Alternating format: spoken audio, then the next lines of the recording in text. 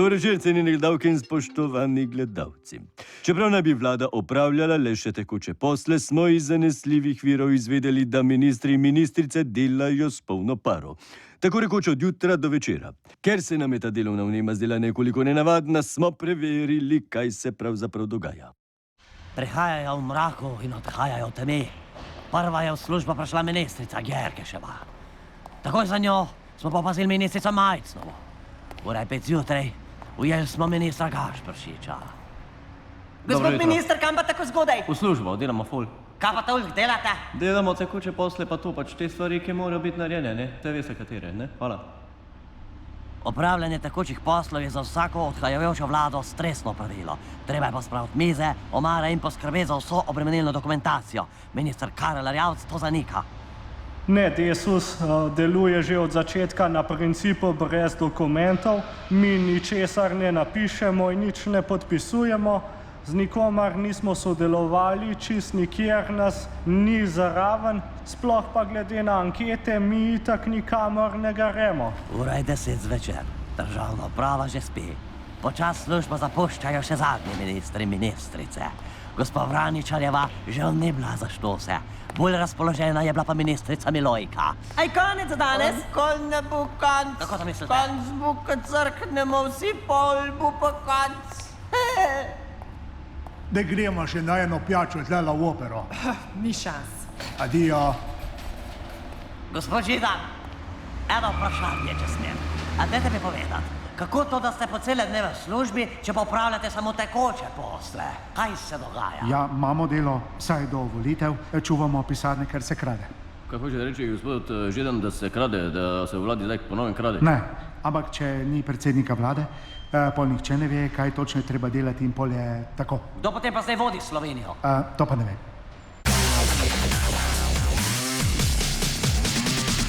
Pred poslopjem vlade je zdaj naš reporter Surla. Dobro večer, Slavko. Te je presenetilo, da eden od ključnih ministrov nima pojma, kdo vodi to državo. Me je, ja. Čeprav v tej državi res nikoli ne veš, kdo je zares vodi. Tudi, ko smo imeli predsednika vlade z vsemi pooblastili, je včasih izgledal, kada niti v ozadju dejansko vleče nekdo drug. Pravijo, da nam vlada globoka država. Zagotovo imamo sistem ustanov interesnih skupin, lobijev in omrežij, ki onkraj demokracije delujejo kot neformalna oblast. Je pa zanimivo, da se je globoka država najbolj okrepila ravno s tem pojavom tako imenovanih novih obrazov. Te pa producirajo strici iz ozadja. No pa kdo je potem hujši, globoka država ali strici iz ozadja? No, dejstvo je, da strice počasi izginjajo, izpodriva pa jih ravno globoka država. Kaj pa udmo mafija? Kje pa so zdaj oni? Udba mafija je skoskle. Oni so v bistvu del globoke države. Hvala za te izčrpne informacije. Lepo zdrav. Slovenska politika se je po skoraj 4 letih lagodnega življenja na račun davkoplačevalcev še zadnjič dobila na skupni večerji. Kot smo izvedeli, so se lepo zabavali, tako kot se zabavajo že cel mandat. Na koncu je prišel visok račun in v zadnji tarči so pojasnili, kdo je kaj pojedel. Mi smo jedli samo zelenjavo, por koruzo, zeljere po ingrah, vi ste pa jedli tartufe, pa ribje plošče, pa neke stejke, pa zraven botelke. Mi tega ne bomo plačali. Gospod Cera, kdo bo pa potem to pokril? Če kdo misli, da smo mi, SMC, največ pojedli in popili, potem se moti. Poleg tega pa, a je kdo videl, kakšno porcijo škampov je dobila Bratuškova? Kakšno so pa men prinesele, veste, to je katastrofa. Zdaj pa zadnjič o teh škampih, ker sem vam že tam povedala, Kaj, kako povejte. je bilo s tem. Dajte. To je bila porcija za celo poslansko skupino. Gospa In če bi si Bratušek. umili roke, bi vam pustila, da si tudi iz našega krožnika kaj vzamete. Gospa Kar pa Bratušek. zadeva račun. Vi ste nas tja povabili, zato bi morali ta račun plačati. Ko mene kdo povabi ven na večerjo, grem brez denarja in brez kartice. Kaj pa račun? Mene pa bolj moti izbor jedi. Recimo, gospod Janša, vaši člani. So na mesto bograča jedli golaš. A mađarski? Ja, mađarski. Tako je bilo, poleg tega ste vi in vaši poslanci naročevali, naj vam hrano spakirajo za domov. Vi ste šli domov s polnimi vrečkami in flašami. Glejte, lahko sam nekaj povem. Jaz sem organiziral že več kot 100 žurov, pa rokov v Trenti in nekaj vem o tem. To, da je hrana, glavni strošek na tem računu je čista laž. To je čista laž, to vam bom povedal. Največ je itak stala zabava, ki je bila po večerji. Točno Ja, to mene zanima. Kdo se je to zmenil? Kdo je naročil plesalke, kdo je naročil DJ-ja in ozvočenje, ker na vabilu to ni bilo omenjeno. Ne, poglejte, dobro veste, kako je bilo. Po sladici ste vsi prišli, da bi zdaj radi žurali. Naj nekaj naredimo. Eni ste hoteli plesati, eni so hoteli ženske, skratka. Mi smo se zmenili, vsak je poklical par frendov in potem so nam vse zarihtali in to po prijateljski ceni. Zelo Mi bi vam ugodno. punce lahko zrihtali ful cenej, za 50%. Glejte, Pa fante. glejte, To to. tudi možno, ampak to so amaterke proti temu, kar smo mi zrihtali, a veste. Glejte, to ni bila zabava Žurka. za mojo generacijo. Plesati se na to modernem vzgoju itak ne da. Ne? Tako da naj to žurko majčkeno, plačajo ne. kar mladi. Mi ne bomo plačali. Namesto, da bi povabili kakšen domač ansambl ali pa skupino, lahko bi tudi jaz vrtel MP3, se imamo opremo, vi pa ste najeli tujega DJ-ja in to seveda več stane. Tako da kar sami plačajte. Samo na plesišču ste bili pa do jutra. Ja, in to zato, ker je lepo kdaj slišati tudi kakšne nove komade, ne samo stare. Me zanima, kaj vam pomaga, da tako dolgo zdržite. Sem bil za vami na WC-ju, na moškem WC-ju in ne bom razlagal, kaj sem tam zavohal, je prav? Glejte, jaz predlagam pravično, da gre nekaj iz pokojninske blagajne, nekaj gre iz NLB, nekaj pa slaba banka, pač tako, da dobimo konstrukcijo, ki kar najmanj obremenjuje naše davkoplačevalce. Matej, kdo bi po tvojem moral poravnati ta račun? Glede na to, da je opozicija v tem mandatu v glavnem jedla koruzo, grah in repo, bi se spodobilo, da račun plača koalicija, ki je vodila to vlado. No, ampak kolikor smo slišali, se v SD-ju in Desusu temu upirajo.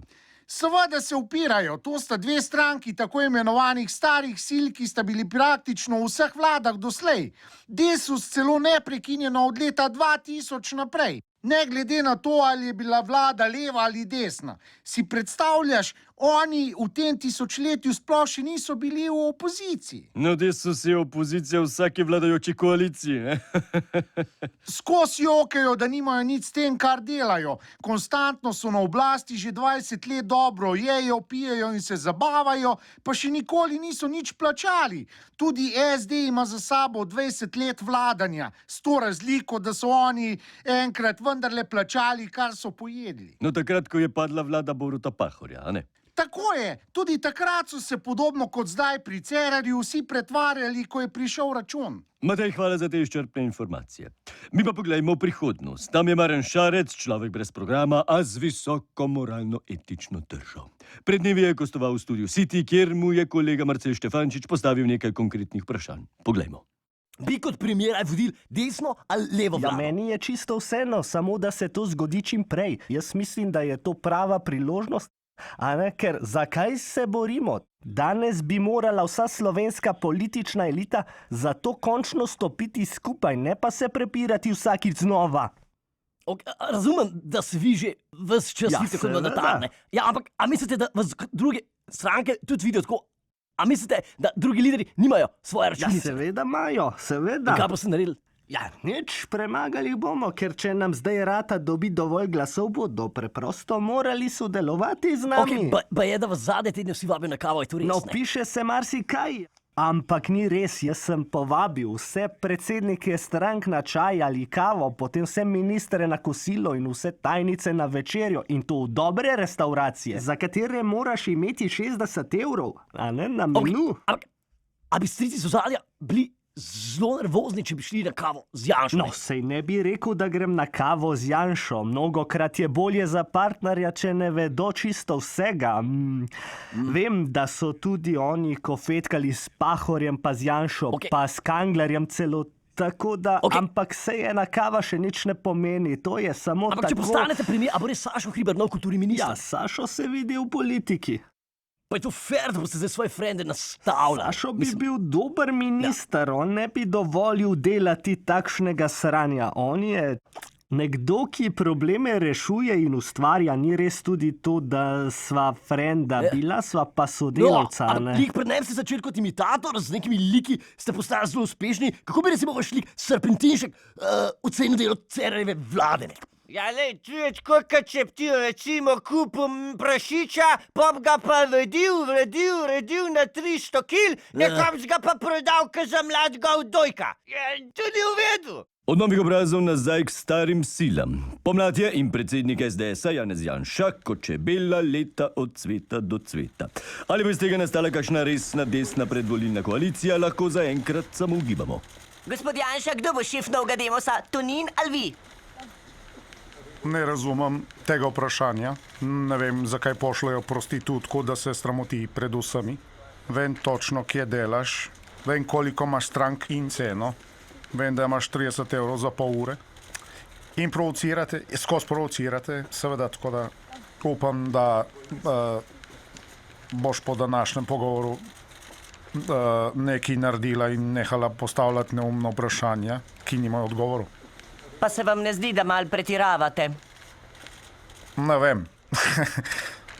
Itak ne razumem, ker i tipi karkoli plačajo tako grdi babi. Ne. Zginite.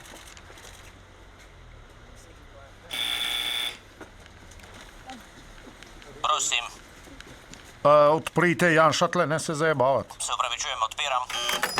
Bo zaščiten ka Pentagon. Dobar dan. O, Zlatko, kaj pa ti tukaj? Vabijo me, da bi kandidiral v Mariboru. Zdaj sem bil s Toninom, potem sem se zmenil s požarjem, pa Kanglerja tudi moram poklicati, tako da... Puste bednike, prid na moj SDS. Sigurno. Adijo. Gospod Tonin vas bo zdaj Ni treba. sprejel. Adijo. A, še vedno tle? Gospod Janša, ali je res, Kaj da je snubite zdaj? Zlatka Zahoviča? Napačno vprašanje. Dejstvo je, da je on stopil v kontakt z nami, potem ko ste ga vi novinarji pribili na Krišna. Pred športom pa še ena nešportna novica. Ruski predsednik Putin je obiskal centralni državni laboratorij za proizvodnjo nedovoljenih poživil. S to potezo je Olimpijskemu komiteju in Svetovni protidopinški agenciji dal vedeti, da so ruski znanstveniki še vedno korak pred ostalimi. Kar imamo tukaj notri, so vrhunske zadeve. Hormonske terapije, eritropoetin, krvni doping seveda in imamo še eno čist novo terapijo, ki je še neizsledljiva. Zdaj poleg dodatkov se zadnje čase veliko ukvarjamo tudi z robotiko in novimi materijali. Tesnim makletom bomo zamenjali križne vezi s kevlarskimi in s tem povečali vzdržljivost za 20 do 30%. No, gremo naprej. Zanimivo. Gremo pogledati še naš mednarodni oddelek. Kar naprej. V tem laboratoriju se punce ukvarjajo z astmo. Tu je zdaj moderno. O tem sem nekaj slišal, ja. poznate. Ni variante, da bi... Ne, tu je vse... Punce, vam lahko zaupam. Razložite mi, prosim, kaj delate tukaj. Astmo. Torej vsi športniki imajo danes astmo. Da. In vi iščete praktičen način, kako jim pomagati. Da, tu je vse.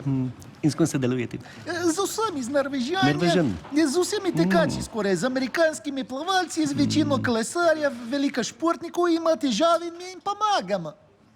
Ko vas človek takole vidi v belem, si kar zaželi imeti astmo. Jaz jo že imam. A gre kakšna z nami pa gleda, koliko rok malo?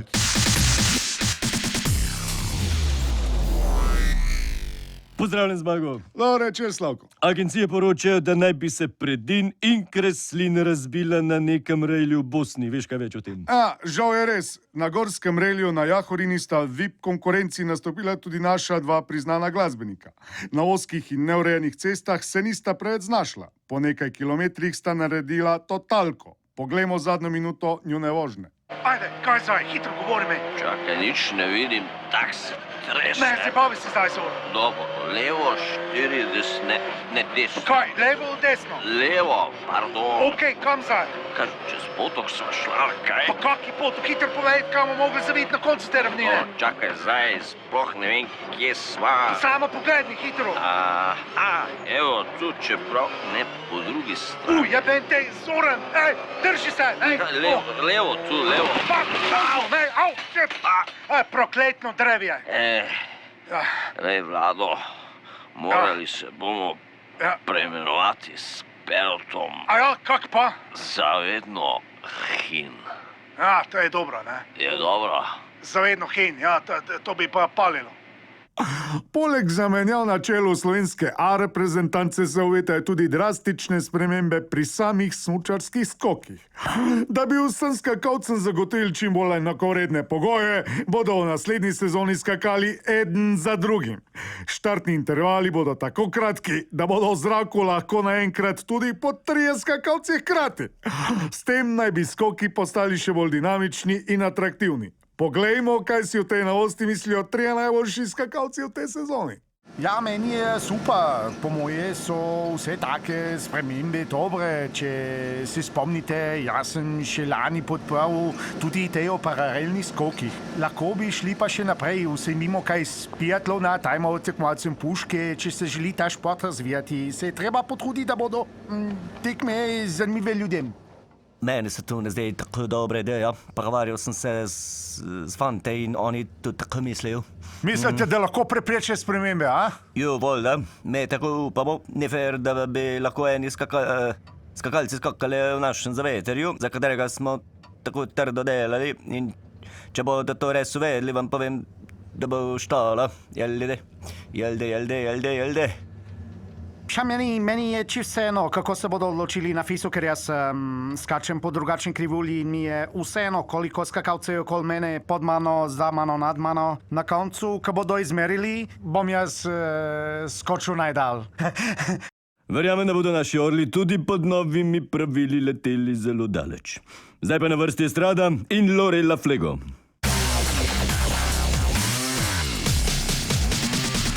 Čau! Razvpiti sindikalist Branimir Štrukelj ne miruje.